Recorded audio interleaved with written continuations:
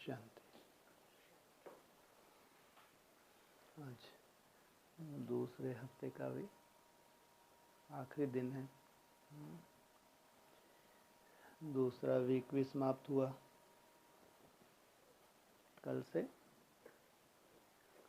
तीसरा और आखिरी। बाबा तुमको कौन सा वरदान अक्सर देते हैं जो दुनिया के ऊपर लागू नहीं होता? क्या होने जा रहा है संसार में? विनाश। छोटा मोटा नहीं, बहुत बड़ा परिवर्तन।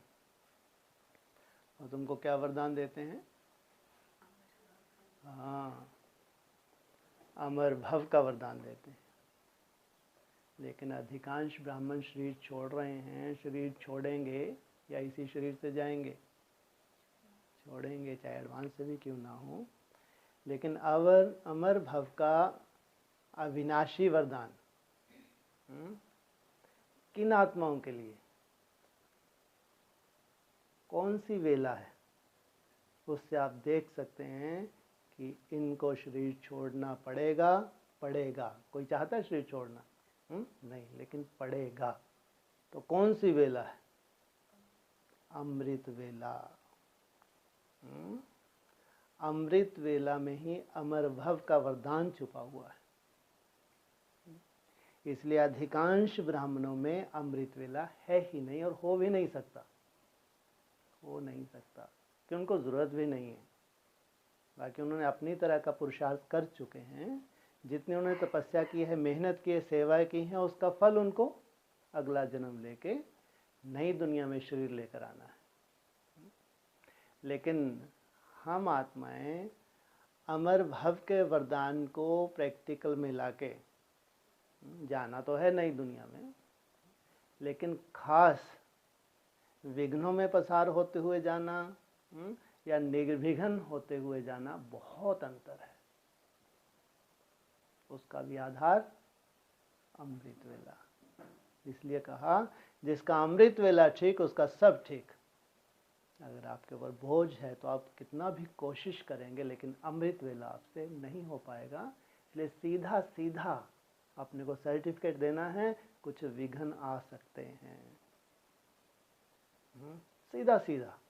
कि हम तो ज्ञानी तो आत्माएं समझदार बैठे हैं, है ना? तो कुछ भी विघ्न आ सकते हैं। और सबसे बड़ा विघ्न जो चैलेंज सामने खड़ा है वो है खास इविल सोल का, जो आपको कठपुतली बना देगा। वो अपने कर्म भोग लेकर आएगी वो सोल। सबसे बड़ी बात ये है, उसने शरीर ही इसलिए छोड़ा है कि उसकी परिपक्व अवस्था नहीं थी। नहीं तो ब्राह्मणों की दुनिया में अकाल मृत्यु का कोई काम ही नहीं है।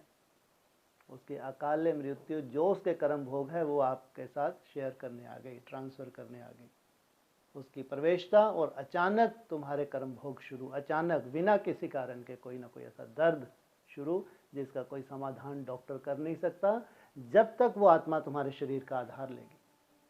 और उसको चुकतू करना है तुम्हारे शरीर के द्वारा। तुम जितना मेहनत करोगे उसके हिसाब किताब चुकतू कर रहे हैं। एक के साथ एक फ्री। कितने भाग्यशाली हो तुम, अनेक आत्माओं का उद्धार के निमित्त बनने वाले हो। नहीं, ये बहुत बड़ी सच्चाई है। जितनी कमजोर है उतनी अधिक आत्माएं उसमें प्रवेश होकर अपनी मुक्ति पाने वाली हैं। ये बिल्कुल सही बात बता रहा हूं मैं। जितनी कमजोर है उतना ही उद्धार मूर्त। अनेक आत्माओं को उद्धार, एक गई दूसरी आई, दूसरी गई तीसरी आई, एक के बाद एक अपने उद्धार करके जा रही हैं। और तुम मेहनत तो करोगे, बाबा बाबा तो करोगे, हैं? तो सोचो कितनी बड़ी बात होगी। तुम्हारे में तो कर्म भोग में भी क्या हो गया। कितनी आत्माओं का कल्याण समाया हुआ है। कितनी बड़ी बात होगी। ये आत्माएं तुम्हारे शरीर का आधार ले अपनी मुक्ति को, जीवन मुक्ति को प्राप्त कर रही। लेकिन तुम उस वक्त एक कठपुतली बनते हो। तो वो कठपुतली कोई बहुत सर्विस नहीं है, उसमें डिसर्विस भी है। इसलिए सबसे बड़ी तपस्या है अमृत वेला उठना। साधारण बात नहीं है, बहुत बड़ी तपस्या है। और आलस आना स्वाभाविक ही है। जो अमृत वेला उठेगा उसको ही आलस आएगा, है ना? जो उठ ही नहीं रहा है तो उसको आलस आना को कोई बात ही नहीं है। आलस आना कोई बड़ी बात नहीं। लेकिन हम वो कम से कम जो भी हमारा समय है उठने का, आप 3 बजे से उठते हैं। अच्छा, आप तो अमृत वेला कुछ क्या एक सीधा सीधा हमको मालूम पड़ गया ना, पूरा अमृत वेला कितने से कितने बजे तक होता है? 1 से लेके 4:30 पौने 5 बजे तक। तो 3 घंटा 45 मिनट ये तो तुमको घूमते फिरते हुए अपने को अलर्ट रखना होता है। इसलिए हमने क्या किया है, 3 से लेके 5:30 बजे तक तुम्हारा अमृत वेला 4:30 तुमको छुट्टी मिल जाती है, पौने 5 कहाँ तक चलता है? 5:30 बजे तक। इसलिए तुम्हारी वही सुंदर नींद हो जाती है। अगर तुम 3 बजे उठ रहे हो तो तुम्हारी नींद वही हो रही है जो 1 बजे से उठ के 4:30 पौने 5 बजे तक सफल करता है। तुम लोग 4 बजे आ जाते हो तो 1.5 घंटा तुमको सीधा सीधा क्या है, गिफ्ट ही है ये तो। वहाँ नहाए धोए भगवान की याद में, और सीधा यहाँ टपक पड़े और यहाँ फिर घूम फिर के उठा दे, चुटकी चुटकी बजा दी। कितने भाग्यशाली हो। लेकिन थोड़ी सी अपनी हिम्मत भी है ना। आलस तो आता है, कोई बड़ी बात नहीं। आलस को थोड़ा सा अमृत वेला खास, जब तक हमारा योग ये चल रहा है ना, 1 हफ्ता हम जो है नेक्स्ट जो 1 वीक है ना, उसमें सब लोग प्रयोग करेंगे। हमारे यहाँ बैठने वाली कोई बात ही नहीं है। मैं तो कुर्सियों को देख के ये भी योग कर लूँगा, आप चिंता ना करें। कि अगर आप लोग चिंता हो ना भाई सब चले अकेले ही बैठे रह जाएंगे। आप चिंता ना करें। लेकिन ये हमारा बैठने वाला योग बिल्कुल ही नहीं है। जितना घूमते फिरते हुए आपको मज़ा आएगा उतना बैठ के में मज़ा नहीं आता। मैं बैठने का बिल्कुल मना नहीं कर रहा हूँ, है ना। बैठें, योगी बैठते ही हैं। आगे चल के कुर्सियाँ सब छीनने वाली हैं आपकी। कहाँ बैठ जाओगे? पट पे। इसलिए कहलाओगे पट राना पट रानी। अव्यक्तवाणी में आया, कुर्सी राना कुर्सी रानी। ये कुर्सी दौड़ तो दुनिया में चल रही है, एक दूसरी कुर्सी छीनते रहते हैं। यहाँ किसी की कुर्सी रहती है? बिल्कुल नहीं रहती। लेकिन पट राना और पट रानी बनाने भगवान आया। बैठने के लिए मना नहीं है ना। बैठ के मन बुद्धि को एकाग्र करें। लेकिन ज़्यादातर आलस आ जाता है, अपने को महसूस ना हो ऐसा नहीं होता। और इसके ऊपर रिसर्च करो। अगर आपको नहीं भी महसूस होता तो आपको अटेंशन देना है कि जब हल्का सा भी आलस आता है तो उस वक्त आपकी दिशा और दशा क्या होती है। थोड़ा सा अटेंशन दें। मेरे को लगता है सबको मालूम पड़ता ही है। आलस के भी कई स्वरूप हैं, तो इसी के ऊपर रिसर्च चल रही है ना। आपके पास कोई आलस का बहुत बड़ा रूप नहीं है। आपकी थोड़ी सी आंखें मिचती हैं, थोड़ा सा मुंडा नीचे होता है और फिर अलर्ट हो जाते हैं। ये कोई बहुत बड़ा आलस का तामसी रूप नहीं है। आलस का तामसी रूप तो होता है कि आपको मालूम ही नहीं पड़ता कि गहरी निद्रा में चले जाते हैं और घराटे भी आते हैं। ऐसा यहाँ तामसी रूप आलस का तो हो नहीं सकता, है ना। तो जो आलस का रूप है तो वो अपने आप को कम से कम जानना है। इससे पहले कोई दूसरा चुटकी बजाए, है ना, थोड़ा सा ऐसा हुआ अगर आपको महसूस होने लगा कि ये आलस है, अभी अलर्ट हो जाए, खड़े होकर घूम लें, थोड़ा सा मुँह धुलाई कर कर आ जाएं। अपने पास पानी का गिलास भर के रख लें, है ना, तो थोड़ा पानी पी लें। तो ये हफ्ता एक प्रयोग करके देखें। क्या हमको एक बहुत सुंदर एक भविष्य का टारगेट लेना है। ये 21 रोज की भट्टी ही इसलिए तो हमको पूरी जानकारी मिल जाए हमारी क्या क्या रूपरेखा भविष्य में होनी चाहिए, चाहे तपस्या की, चाहे खाने पीने की, रहन सहन की, सब तरह। फिर तब तो उसके ऊपर हम काम करेंगे। इसलिए कल से खास अमृत वेला। उठने की चिंता नहीं कर, उठने में तो सब पास है। उठने में ये थोड़ा भैया कमज़ोर रह गया आज, बाकी सब पास हैं उठने में। तो उठना में नंबर 1, लेकिन उसको सफल करने में हम लोग नंबर 1 फिर भी बहुत अच्छा सफल कर रहे हैं आप लोग, बहुत अच्छा। जो आप लोगों की लगन है वो आपका वाइब्रेशन दिखता है। 1-2 को फिर आप लोग जब इशारा करते हैं, जो उठ के आप लोग जाते हैं, वो दिखता है। बहुत सुंदर वायुमंडल है ना। और अच्छा नेक्स्ट वीक हम लोग और इसको प्रयोग करेंगे, खास अमृत वेला। इसलिए बोला जिसका अमृत वेला सुधरा उसका सब सुधर जाए। उसको कोई भी चिंता नहीं करनी है, किसी भी तरह की चिंता नहीं करनी है। कितना भी ब्राह्मणों की दुनिया काल मंडराएगा, आपके पास बहुत समाचार आने वाले हैं। तो कोई आत्माएं तो ऐसी होंगी जो अनेकों को रास्ता बताएं। ब्राह्मणों की दुनिया में, दुनिया की बात नहीं है, ब्राह्मणों की दुनिया कोई ऐसे ब्राह्मण होंगे जो ब्राह्मणों को रास्ता बताएंगे कि भैया जो करना था वो ये था कोरोना के बाद, लेकिन तुमने वही कहा ना, शमशानी वैराग तुम्हारे अंदर आया, लेकिन फिर तुम उन्हीं चीज़ों में घुस गए। इसलिए जब हम खुद करते हैं तो हमारे अनुभव के 2 बोल भी बहुत काम करते हैं। तो अब आने वाला समय जो साधारण नहीं है, और हमको सेवा करनी है, अपने ही परिवार की सेवा करनी है, अपने ही ब्राह्मण परिवार के अगर निमित्त बनना है, उनको भी कुछ सैंपल चाहिए। हम अपने ऊपर काम करते हैं तो भगवान हमको इंस्ट्रूमेंट बनाता है। तो इसलिए खास जो अमर भव के वरदान की बात आती है तो निश्चित रूप से भगवान के महावाक्य हैं। अकाले मृत्यु हो जाना बिल्कुल बहुत ही कमजोर पुरुषार्थ। शरीर भी छोड़ देना, हाँ, शरीर छोड़ने की गति में भी अंतर है, हमेशा ध्यान रखें। कैसा शरीर छूटे, आपका मुरली में क्या बोला है?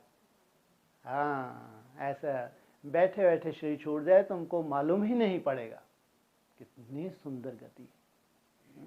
ये उन ब्राह्मणों की गति होती है जो याद की बहुत मेहनत करते हैं। ये तो सतयुग की गति है।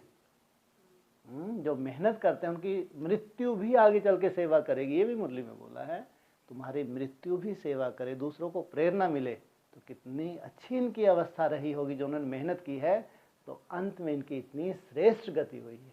तो वो मृत्यु नहीं कहलाती है। तो उसको क्या कहा है बाबा ने? जैसे सर्प खल परिवर्तन करता है, ऐसे तुम भी क्या करोगे? एक शरीर छोड़ के दूसरा शरीर धारण करोगे।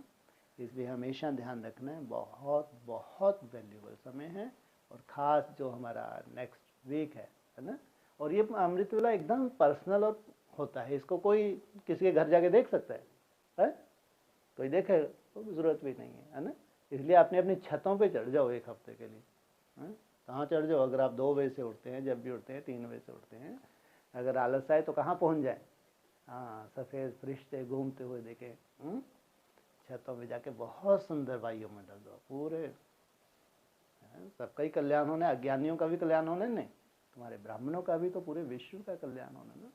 तो छत पे जाके बहुत बढ़िया घूम फिर के प्रयोग करके देखना 1 हफ्ते के लिए, ठीक है? ओम शांति। 10/11/87 शुभ चिंतक मनी बन, विश्व को चिंताओं से मुक्त करो। ऐसा स्वभाव बना लो, शुभ भावना, शुभ चिंतक और शुभ चिंतन मनी बन, विश्व को चिंताओं से मुक्त करो।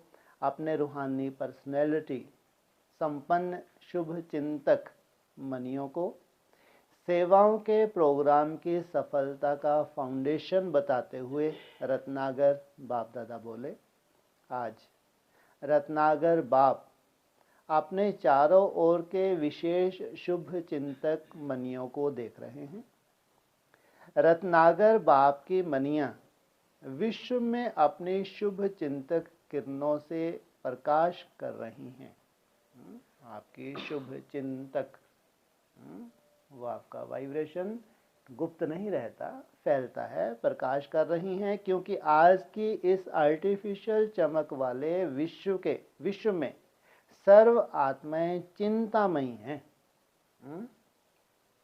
अब ये दिखावा सबसे ज्यादा तो ब्राह्मणों की दुनिया में ही हो रहा है। अब सेंटरों पे जाके देखो कितना दिखावा है। ऐसे अल्पकाल की चमकने वाली चिंतामणियों को आप शुभ चिंतक मनियां अपने शुभ चिंतन की शक्ति द्वारा परिवर्तन कर रहे हो। जैसे सूर्य की किरणें दूर दूर तक अंधकार को मिटाती हैं, ऐसे आप शुभ चिंतक मनियों की शुभ संकल्प रूपी चमक कहो, किरणें कहो, विश्व के चारों ओर फैल रही हैं। सर यहाँ क्वेश्चन मार्क नहीं लगाया बाबा ने। कहाँ फैल रही हैं? हाँ, तुम्हारा अपना ही विश्व है। तुम्हारे अपने ही विश्व के अंदर राजधानी में जो जो आत्माएं हैं उन तक वो प्रकाश फैल रहा है।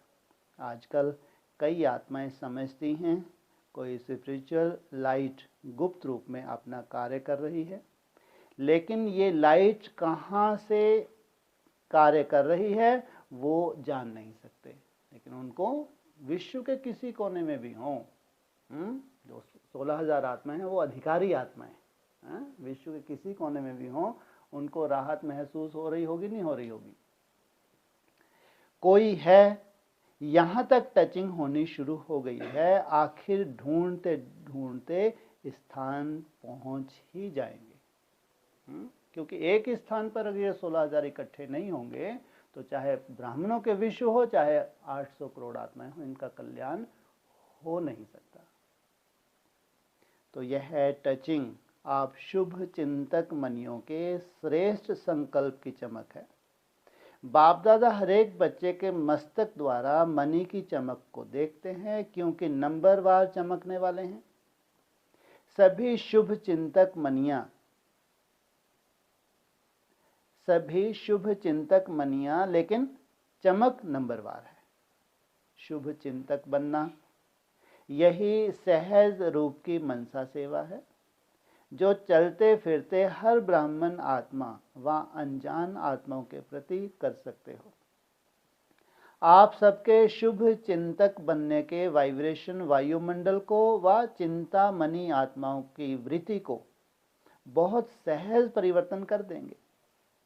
आज के मनुष्य आत्माओं के जीवन में चारों ओर से, चाहे व्यक्तियों द्वारा चाहे वैभव द्वारा, व्यक्तियों के स्वभाव द्वारा स्वार्थ भाव होने के कारण, वैभवों में अल्पकाल की प्राप्तियां होने के कारण थोड़े समय के लिए श्रेष्ठ प्राप्ति की अनुभूति होती है, लेकिन अल्पकाल की खुशी थोड़े समय के बाद चिंता में बदल जाती है। अर्थात वैभव व व्यक्ति चिंता मिटाने वाले नहीं, चिंता उत्पन्न कराने के निमित्त बन जाते हैं। क्या चाहे आपने जिन वैभवों को अपनाया हुआ है, चाहे जो भी सहयोगी हैं आपके आसपास, चाहे व्यक्ति हैं, ये भी चिंता से मुक्त नहीं, चिंता के निमित्त बन जाते हैं। ऐसे कोई ना कोई चिंता में परेशान आत्माओं को शुभ चिंतक आत्माएं बहुत थोड़ी दिखाई देती हैं। शुभ चिंतक आत्माओं के थोड़े समय का संपर्क भी अनेक चिंताओं को मिटाने का आधार बन जाता है। आपके संपर्क में आप थोड़ी देर के लिए आएंगे, आपके अनुभव से वो जैसे कि चिंताओं से मुक्त होने लगेंगे। तो आज विश्व के शुभ चिंतक आत्माओं की आवश्यकता है, विश्व को आवश्यकता है। इसलिए आप शुभ चिंतक मनियां व आत्माएं विश्व को अति प्रिय हैं। जब संपर्क में आ जाते हैं तो अनुभव करते हैं कि ऐसे शुभ चिंतक दुनिया में कोई दिखाई नहीं देते। क्यों? क्योंकि आपका कोई स्वार्थ नहीं होता। शुभ चिंतक सदा रहे, इसका विशेष आधार है शुभ चिंतन। दूसरों के प्रति बाद में, पहले आपका स्वभाव ही बन जाए स्वयं के प्रति भी, और फिर कभी भी आपका नेगेटिविटी आए ही नहीं। कुछ भी अगर कमजोरी, कमी, किसी तरह कोई व्याधि, किसी की तरह कुछ भी है तो उसको किस में बदल दें? शुभ चिंतन में बदल दें। जिसका सदा शुभ चिंतन रहता है अवश्य वह शुभ चिंतक है। अगर अभी व्यर्थ चिंतन व परचिंतन होता है तो सदा शुभ चिंतक भी नहीं रह सकते। शुभ चिंतक आत्माएं औरों के भी व्यर्थ चिंतन, परचिंतन को समाप्त करने वाले हैं।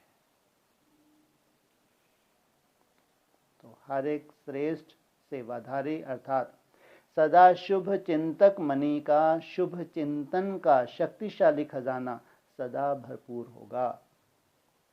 भरपूरता के कारण ही औरों के प्रति शुभ चिंतक बन सकते हैं। स्वयं के प्रति भरपूर है तो औरों के प्रति बन सकते हैं। शुभ चिंतक अर्थात सर्व ज्ञान रत्नों से भरपूर और ऐसा ज्ञान संपन्न दाता बन औरों के प्रति सदा शुभ चिंतक बन सकता है। तो चेक करो, सारे दिन में ज्यादा समय संपन्नता के नशे में रहता है। चेक करो, सारे दिन में ज्यादा समय संपन्नता के नशे में रहता है। इसलिए शुभ चिंतक स्वरूप द्वारा दूसरों प्रति देता जाता और भरता जाता।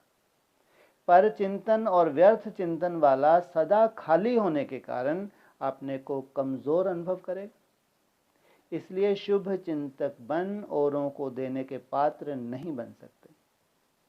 वर्तमान समय सर्व की चिंता मिटाने के निमित्त बनने वाले शुभ चिंतक मनियों की आवश्यकता है, जो चिंता के बजाय शुभ चिंतन की विधि से अनुभवी बना सकें। सोचो कितनी सुंदर और वंडरफुल सेवा है। जहाँ शुभ चिंतन होगा वहाँ चिंता स्वतः ही समाप्त हो जाएगी। तो सदा शुभ चिंतक बन गुप्त सेवा कर रहे हो ना। जो ऐसे शुभ चिंतक हैं उनके पास स्टॉक है सुंदर चिंतन का, तो उनके पास कोई चिंता होगी? ये जो बेहद की विश्व सेवा प्लान बनाया है, इस प्लान को सहज सफल बनाने का आधार है शुभ चिंतक स्थिति है। वैरायटी प्रकार की आत्माएं संबंध संपर्क में आएंगी। ऐसी आत्माओं के प्रति शुभ चिंतक बनना अर्थात उन आत्माओं को हिम्मत के पंख देना।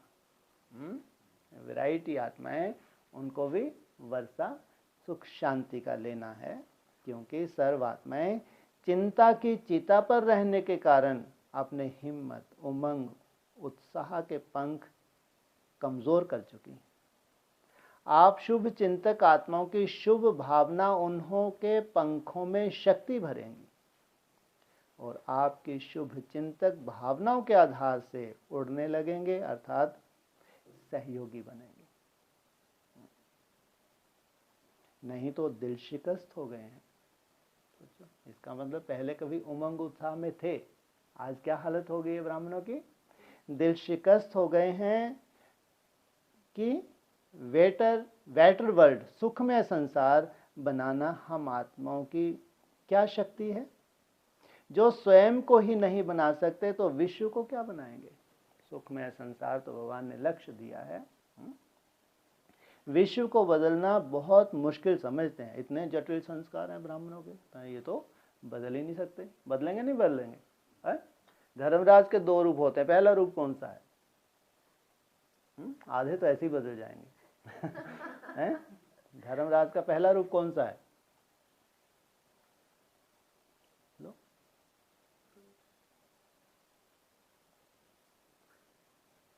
अरे मुरलियों के हिसाब से आरी कहाँ, सब आरी कहाँ काम करेगी? कहाँ जा जाके लगाओ?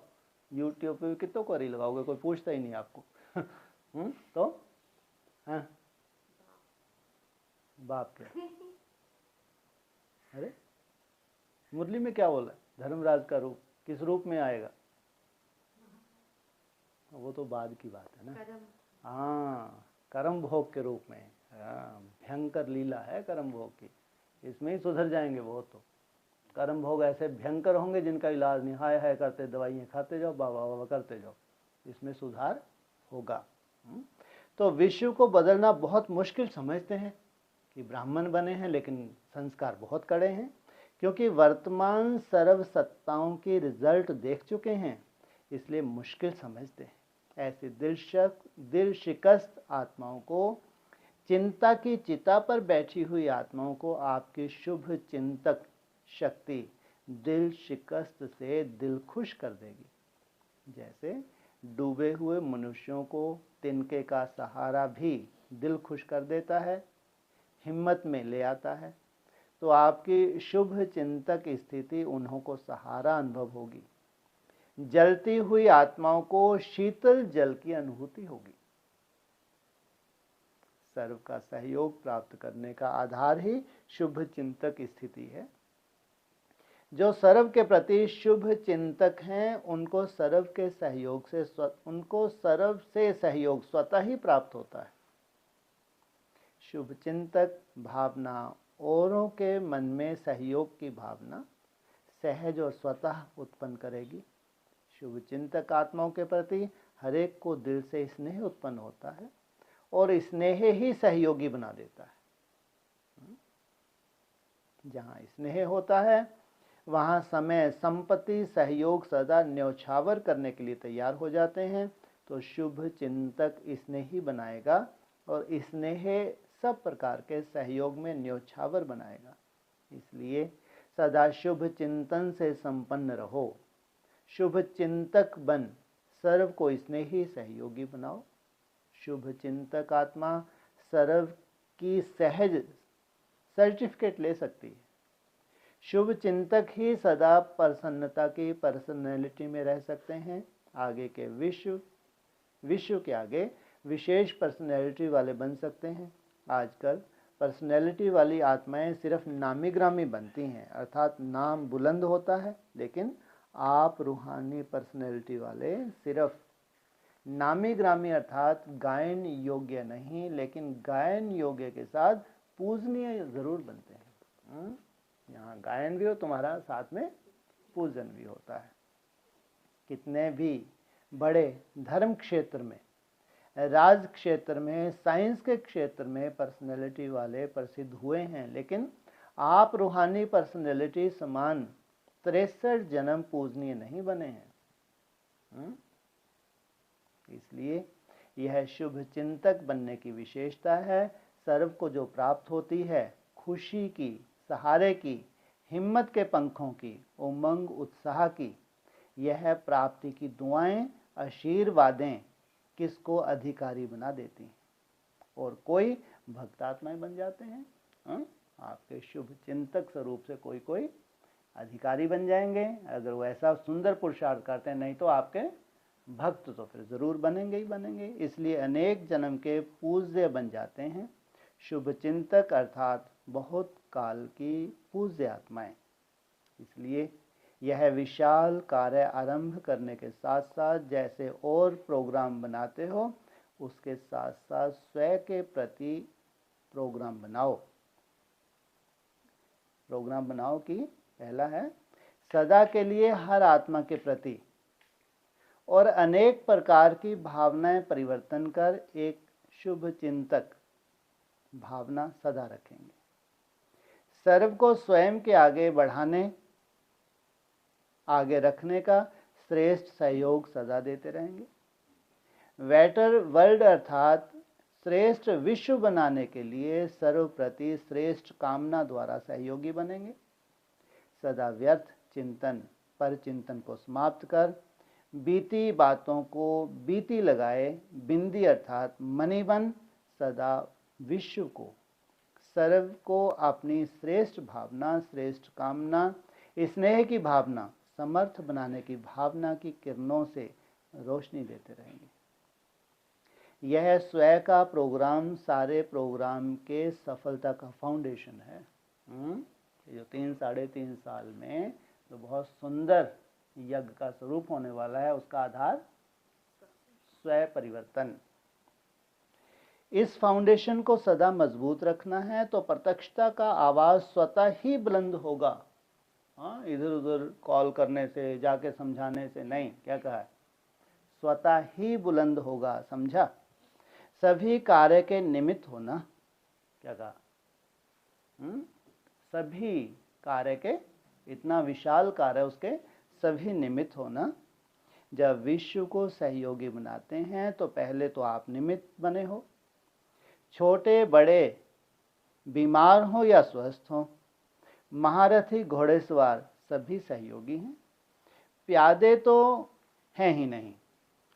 कहाँ तक लिया बाबा ने? घोड़ेसवार तक। महारथी, घोड़ेसवार, प्यादे तो कोई है ही नहीं। घोड़ेसवार, घोड़ा क्या करता है? भागता रहता है। कभी इधर चाल चलेगा, फिर 2 चाल पीछे हो जाए, फिर आगे चलेगा, फिर पीछे। शतरंज नहीं खेली होगी ना? घोड़े की चाल कैसी दिखाते हैं?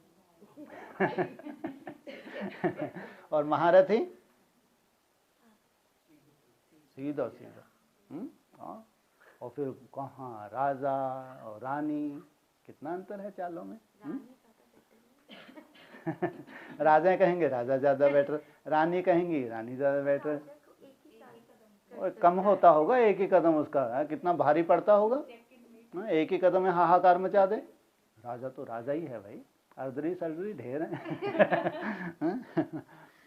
तो सभी की अंगुली चाहिए। हर एक ईंट का महत्व है। कोई फाउंडेशन की ईंट है, कोई ऊपर दीवार की है, लेकिन एक एक ईंट महत्व वाली है। इस भट्टे में जितनी भी ईंटें पक रही हैं, एक एक ईंट महत्व वाली है। आप सभी समझते हो कि हम प्रोग्राम कर रहे हैं, या समझते हो प्रोग्राम वाले बनाते हैं?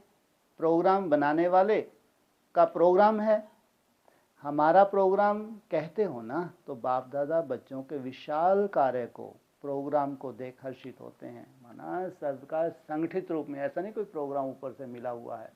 आपकी स्वयं स्थिति में आप विशेष रूप से जिम्मेवार हो। देश विदेश में विशाल कार्य का उमंग उत्साह अच्छा है। हर एक ब्राह्मण आत्मा के अंदर विश्व की आत्माओं के लिए रहम है, तरस है कि हमारे सर्व भाई बहनें बाप की प्रत्यक्षता का आवाज सुने कि बाप अपना कार्य कर रहा है। क्या बाप प्रैक्टिकल में अपना कार्य कर रहा है। समीप आवें, संबंध में आवें, अधिकारी बने, पूज्य बने, या 33 करोड़ नाम गायन करने वाले ही बने, लेकिन आवाज जरूर सुने। कितनों तक आवाज? 33 करोड़ तक। ऐसा उमंग है ना। अभी तो 9 लाख भी नहीं बनाए हैं। 9 लाख की जैसी चाल होनी चाहिए, अभी तो उनकी चाल भी वैसी नहीं है, क्योंकि पहली प्रजा भी होगी, कितनी श्रेष्ठ होगी, कल्पना करके देखो। तो समझा, अपना प्रोग्राम है। अपनापन ही अपने प्रोग्राम में अपना विश्व बनाएगा। क्या कहा? अपनापन। आज 5 तरफ की नदियां आई हैं। त्रिवेणी कहते हैं, लेकिन ये 5 वेणी हो गई। क्या? त्रिवेणी का तो खास गायन है, लेकिन ये कितनी हो गई आज? 5 वेणी हो गई। 5 तरफ की नदियां सागर में पहुंच गई हैं। तो नदी और सागर का मेला श्रेष्ठ मेला है। सभी नए पुराने खुशी में नाच रहे हैं। सब ना उम्मीद से उम्मीद हो जाते हैं तो खुशी होती है। पुरानों को भी अचानक चांस मिला है तो ज़्यादा खुशी होती है। सोच रहे थे पता नहीं कब मिलेंगे, अभी मिलेंगे, यह तो सोचा भी नहीं था, कब से अब हो गया, तो खुशी का अनुभव और न्यारा होता है। अच्छा, आज विदेश वालों को भी विशेष याद प्यार दे रहे हैं। विशेष सेवाधारी जयंती बहन, जयंती बहन को या परी कहो, गलत है क्या? सब सर्टिफिकेट देते नहीं देते? सब सर्टिफिकेट देते हैं, सब ब्राह्मण, चाहे एडवांस के हों चाहे परियां तो परियां ही हैं। विदेश सेवा अर्थ पहले निमित्त बनी ना। वृक्ष को देख बीज याद आता है। बीज रूप परिवार यह निमित्त बना विदेश सेवा के लिए। तो पहले निमित्त परिवार को याद दे रहे हैं। किसको? किसकी बैकबोन? वेदांती की बहन बैकबोन। तो विदेश के सर्व निमित्त बने सेवाधारी बच्चे सदा बाप को प्रत्यक्ष करने के प्रयत्न में उमंग उत्साह से दिन रात लगे हुए हैं। उन्हों को बार बार यही आवाज़ कानों में गूंजता है कि विदेश के बुलंद आवाज़ से भारत में बाप को प्रत्यक्ष करना है। यह आवाज़ सदा सेवा के लिए कदम आगे बढ़ाता रहता है। विशेष सेवा के उमंग उत्साह का कारण है बाप से दिल से प्यार और स्नेह है। हर कदम में, हर घड़ी मुख में बाबा बाबा शब्द रहता है। जब भी कोई कार्ड अथवा गिफ्ट भेजेंगे तो उसमें दिल, हार्ट का चित्र ज़रूर बनाते हैं। इसका कारण है कि दिल में सदा दिलाराम है। किनके? किनके? खास विदेशियों के। विदेशियों के निमित्त जो बहनें हैं उनके दिल में भी होगा। तो दिल दी है और दिल ली है। क्या क्या यादगार बन गया इनका? दिलाराम देलवाड़ा मंदिर है ना। देने और लेने में होशियार हैं, इसलिए दिल का सौदा करने वाले, दिल से याद करने वाले अपनी निशानी दिल ही भेजते हैं। और यही दिल की याद व दिल का स्नेह दूर होते भी मेजॉरिटी को समीपता का अनुभव कराता है। सबसे विशेषता बाप दादा यही देखते हैं कि ब्रह्मा बाप से अति स्नेह है। बाप और दादा के गुह्य राज को बहुत सहज अनुभव में लाते हैं। क्या इसमें बाप दादा का गुह्य राज क्या है? ब्रह्मा बाबा, बाप, बिंदी, दादा। इसमें कोई गुह्यता की बात है? लेकिन क्या कह रहे हैं? ब्रह्मा बाबा, बाप और दादा के गुह्य राज को बहुत सहज अनुभव में लाते हैं। ब्रह्मा बाबा की साकार पालना का पार्ट ना होते भी अव्यक्त पालना का अनुभव अच्छा कर रहे हैं। बाप और दादा दोनों का संबंध अनुभव करना इस विशेषता के कारण अपनी सफलता में बहुत सहज बढ़ते जा रहे हैं। तो हरेक देश वाले अपना अपना नाम पहले समझे। हरेक बच्चा अपना नाम समझते हुए बाप दादा का याद प्यार स्वीकार करना। समझा? प्लान तो बना ही रहे हैं। देश विदेश की रीति में थोड़ा बहुत अंतर तो होता है, लेकिन प्रीत के कारण रीति का अंतर भी एक ही लगता है। विदेश का प्लान व भारत का प्लान, लेकिन प्लान तो एक ही है। सिर्फ तरीका थोड़ा बहुत कहाँ परिवर्तन करना पड़ता है। देश और विदेश का सहयोग इस विशाल कार्य को सदा ही सफलता को प्राप्त कराता ही रहेगा। चाहे देशवासी हो चाहे विदेशवासी हो, इनका सहयोग सफलता तो सदा बच्चों के साथ है ही। देश का उमंग उत्साह और विदेश का उमंग उत्साह दोनों का मिलकर कार्य को आगे बढ़ा रहे हैं और सदा ही आगे बढ़ता रहेगा। अच्छा, भारत के चारों ओर के सदा स्नेही सहयोगी बच्चों के स्नेह सहयोग का शुभ संकल्प, शुभ आवाज बाप दादा के पास सदा पहुंचता रहता है। देश विदेश एक दो से आगे है। हर एक स्थान की विशेषता अपनी अपनी है। भारत बाप की अवतरण भूमि है और भारत प्रत्यक्षता का आवाज बुलंद करने के निमित्त भूमि है। आदि और अंत भारत में ही पार्ट है। विदेश का सहयोग भारत में प्रत्यक्षता कराएगा और भारत की प्रत्यक्षता का आवाज विदेश तक पहुंचेगा। देखो, पहले क्या होगा? विदेश, विदेश से भारत, भारत से फिर पूरे विश्व में। इसलिए भारत के बच्चों की विशेषता सदा श्रेष्ठ है। भारत वाले स्थापना के आधार बने। स्थापना के आधार मूर्त भारत के बच्चे हैं, इसलिए भारतवासी बच्चों के भाग्य का सभी गायन करते हैं। याद और सेवा के सदा उमंग उत्साह से आगे बढ़ रहे हैं और बढ़ते ही रहेंगे। इसलिए भारत के हर एक बच्चे अपने अपने नाम से याद प्यार, बाप दादा का याद प्यार स्वीकार करना। तो देश विदेश के बेहद बाप के बेहद सेवाधारी बच्चों को बाप दादा का याद प्यार और नमस्ते। पार्टियों से अव्यक्त बाप दादा की मुलाकात। पहला है सभी राज ऋषि होना। राज अर्थात अधिकारी और ऋषि अर्थात तपस्वी। तपस्या का बल सहज परिवर्तन करने का आधार है। तपस्या का बल सहज परिवर्तन करने का आधार है। परमात्म लगन से स्वयं को और विश्व को सदा के लिए निर्विघ्न बना सकते हैं। किस आधार से? लगन। निर्विघ्न बनना और निर्विघ्न बनाना, यही सेवा करते हो ना? क्या, कौन सी सेवा करते हो? शीतल बहन, ओम शांति। निर्विघ्न बनना और निर्विघ्न बनाना सबसे बड़ी सेवा है। हर एक प्रकार के विघ्नों से सर्व आत्माओं को मुक्त करने वाले हो। क्या, अगर इसका मतलब पहले तो कौन सा वरदान मिलना है हमको? हमारे पास कोई विघ्न नहीं फटक सकता, फटक ही नहीं सकता। बस थोड़ा सा 3:30 नहीं, कितने बजे होता है अमृत वेला? है 3 मना 3, 3:15 भी नहीं, वो उनके लिए है। 3:30 अमृत वेला शुद्ध पवन। आपका अमृत वेला शुद्ध पवन कितने बजे से बोलता है गीत? लो 3 बजे से जबरदस्ती 2 बजे से। कम बीच में बोलो ना गीत। अब 1 बजे सबकी आफत कर दो। तो जीवन मुक्ति का वरदान बाप से लेकर औरों को दिलाने वाले होना। निर्बंधन अर्थात जीवन मुक्त। हिम्मत बच्चे मदद दे बाप। बच्चों की हिम्मत पर सदा बाप की मदद पदम गुना प्राप्त होती है। बोझ तो बाप के ऊपर है, क्या कहा, बोझ तो बाप के ऊपर है, लेकिन ट्रस्टी बन सदा बाप की याद से आगे बढ़ते रहो। किसने ले रखा है पूरा बोझ? बाप ने। आप ट्रस्टी बनो, बाप की याद ही छतर छाया है। पिछला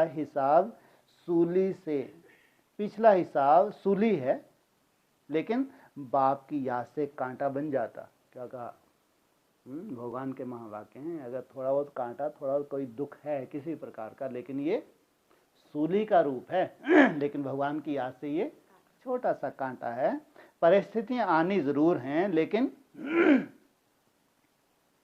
परिस्थितियां आनी जरूर हैं, क्योंकि सब कुछ यहां ही चुकतू करना है, लेकिन बाप की मदद कांटा बना देती, इसलिए कोई चिंता की बात नहीं। बड़ी बात को छोटा बना देती, क्योंकि बड़ा बाप साथ है ना, छोटा बाप साथ नहीं है। कौन सा है? बड़ा बाप साथ है। बड़ा बाप साथ हो तो कितना सुंदर वायुमंडल होगा, और इतने श्रेष्ठ ब्राह्मण संगठित रूप में हो। ब्राह्मणों की शुभ भावना नहीं काम करेगी। कोई बहुत बड़े तुम्हारे कोई कारण बन सकते हैं चिंता के, बिल्कुल नहीं। तो सदा निश्चय से आगे बढ़ते रहो, हर कदम में ट्रस्टी अर्थात सब कुछ तेरा, मेरापन समाप्त, गृहस्थी अर्थात मेरा। तेरा होगा तो बड़ी बात छोटी हो जाएगी, और मेरा होगा तो छोटी बात बड़ी हो जाएगी। किसको दे दो? बाप को। तेरापन हल्का बनाता, मेरापन भारी बनाता। तो ये छोटा मोटा आलस वालस किसको दे दो? कि बड़े बाप अब आप सो लो क्योंकि वो तो सोएगा भी तो क्या करेगा है?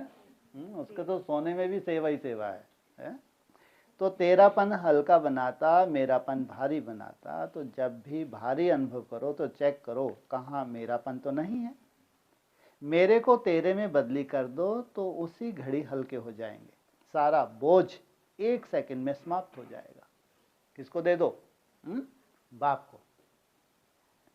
सदा अपने को बाप की छत्र छाया में रहने वाली विशेष आत्मा अनुभव करते हो। जहाँ बाप की छत्र छाया है वहाँ सदा माया से सेफ रहेंगे। छत्र छाया के अंदर माया आ नहीं सकती, मेहनत से स्वतः ही दूर हो जाएंगे। सदा मौज में रहेंगे, क्योंकि जब मेहनत होती है तो मेहनत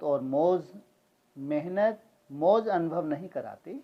जैसे बच्चों की पढ़ाई जब होती है तो पढ़ाई में मेहनत होती है, जब इम्तिहान के दिन होते हैं तो बहुत मेहनत करते हैं। कब बहुत मेहनत करते हैं? जब इम्तिहान के दिन होते हैं तो बहुत ज़्यादा मेहनत करते हैं। मौज से खेलते नहीं हैं। वो खेल पर सब बंद, अभी तो एग्ज़ाम के दिन पास हैं। तो जब मेहनत खत्म हो जाती है, इम्तिहान खत्म हो जाते हैं, तो मौज करते हैं। कितनी मौजों की दुनिया, जो प्रैक्टिकल, ये ऐसे नहीं मन बुद्धि की मौजें हैं, शरीर सहित। कैसे तुम आनंद लोगे 3-4 साल ज़्यादा से ज़्यादा। सोचो, और वो तुम्हारी जो खुशी है कभी खत्म ही नहीं होनी है। कितना समय चलेगी वो? 2500 वर्ष तक चलती है। कितनी बड़ी प्राप्ति, और कितना टोइया सा समय, छोटा सा। सोचो, अगर गिनती भी करो तो 1250 दिन, एक दिन का भी चार्ट अमृतवेला आपका मिस ना हो, कोई ज़्यादा है क्या? है ना? 1250 दिन, एक दिन भी तुम्हारा अमृतवेला मिस ना हो, एक दिन चार्ट में कुछ भी नहीं, अब तो तुम्हारा संस्कार भी बन गया। तो जहाँ मेहनत है वहाँ मौज नहीं, जहाँ मौज है वहाँ मेहनत नहीं। छत्र छाया में रहने वाले सदा मौज में रहने वाले, क्योंकि यहाँ पढ़ाई ऊंची पढ़ते हो, लेकिन ऊंची पढ़ाई होते हुए भी निश्चय है कि हम विजय हैं ही, पास हुए पड़े हैं। कौन सा निश्चय है? ये कहाँ देख रहा है भाई? ओम शांति। कहाँ चले गए? क्या बोला बाबा ने? इधर देख रहा था। क्या निश्चय की बात चल रही थी? कौन सा निश्चय होना चाहिए? हाँ, हुआ ही पड़ा है, इसलिए मौज में रहते। कल्प कल्प की पढ़ाई है, नई बात नहीं है, तुम्हारे भाग्य में था। कल्प पहले भी तुम ऐसे ही बैठे थे, ऐसे ही मेहनत कर रहे थे, ऐसे ही झुटके खा के घूम घूम के मेहनत कर रहे थे। हाँ, वैसे निठल्ले ब्राह्मणों की तरह नहीं हो तुम। तो हड्डी हड्डी क्या कर लेते हो, स्वाहा यज्ञ में करते हो, तुम्हारी हड्डियां कभी यहीं गला लेते हो तुम। तो कल्प कल्प की पढ़ाई है, नई बात नहीं है। तो सदा मौज में रहो और दूसरों को भी मौज में रहने का संदेश देते रहो, सेवा करते रहो। क्या? क्योंकि सेवा का ही फल इस समय भी और भविष्य में भी खाते रहेंगे। सेवा करेंगे तब तो फल मिलेगा। चौथा, आपने को सदा डबल लाइट अनुभव करते हो। डबल अर्थात फरिश्ता और फरिश्ते की निशानी है, उनका कोई भी देह और देहधारियों से रिश्ता नहीं, अर्थात मन का लगाव नहीं। तो सदा फरिश्ते होकर हर कार्य करते हो, क्योंकि फरिश्तों का पांव सदा ही ऊंचा रहता है, धरनी पर नहीं रहता। धरनी से ऊंचा अर्थात देह भान की स्मृति से ऊंचा, ऐसे फरिश्ता बने। देह और देह की दुनिया दोनों का अनुभव अच्छी तरह से कर लिया ना, तो जब अनुभव कर लिया तो अनुभव करने के बाद अभी फिर से देह व देह की दुनिया में बुद्धि जा नहीं सकती। देह और देह की दुनिया की स्मृति से ऊंचा रहने वाले फरिश्ते बनो। फरिश्ते अर्थात सर्व बंधनों से मुक्त। तो सब बंधन समाप्त हुए या अभी समाप्त करेंगे। दुनिया वालों को तो कहते हो ना कि अब नहीं तो कब नहीं। यह पहले आपने को कहते या दूसरों को क्या कहते हो दूसरों को, अब नहीं तो कब नहीं। तो ये पहले किसको कहना है, स्वयं को। दूसरों को कहना अर्थात पहले अपने को कहना। जब किसी से बात करते हो तो पहले कौन सुनता है, पहले अपने कान सुनते हैं ना। तो किसी को भी कहना अर्थात अपने आप को कहना। तो सदा हर कार्य में अब करने वाले आगे बढ़ेंगे। अब करना ही है, करके दिखाना ही है। अगर कब पर छोड़ेंगे तो नंबर आगे नहीं ले सकते, नंबर पीछे आ जाएगा। आखिरी है पांचवा, सभी अपने को सदा स्वदर्शन चक्रधारी समझते हो। स्वयं का दर्शन हो गया है ना। आत्मा का इस सृष्टि चक्र में क्या पार्ट है उसको जानना अर्थात स्वदर्शन चक्रधारी बनना। स्वयं का दर्शन हो गया, पूछा बाबा ने, हो गया? हाँ, ये इनसे मिलो, क्या हो गया? हाँ, क्या हो गया? थे थू तो छोड़ो, थे तो बहुत कुछ, अभी क्या हो गया? क्या? हाँ, लो, ये इनसे बच्चा ही बुद्धि छोटा सा बच्चा ही है कौन सा रियलाइजेशन हुआ आपको? हाँ, ये रियलाइजेशन, हम क्या हैं, हम पक्के सूर्यवंशी हैं। तो सूर्यवंशी की निशानी स्वदर्शन चक्र। भ्रकुटी में बैठना उनको बहुत मुश्किल नहीं लगेगा, प्रैक्टिस करके धीरे धीरे सहज और निरंतर हो जाएगा। तो स्वदर्शन चक्रधारी आत्मा सदा माया से मुक्त है। स्वदर्शन चक्रधारी ही बाप के प्रिय है, क्योंकि ज्ञानी तू आत्मा बन गए ना। स्वयं के चक्र को जानना अर्थात ज्ञानी तू आत्मा बनना। सूर्यवंशी जो होंगे, ऊंच से ऊंच सूर्यवंशी होंगे, वो चाहे त्रेता युग हो, चाहे द्वापर युग हो, चाहे कलयुग हो, उसमें ऊंच से ऊंच रहेंगे या नीचे चले जाएंगे, ऊंचे से ऊंचे ही रहेंगे। तो दर्शन हो गया ना। वह सहज ही माया को समाप्त कर देते।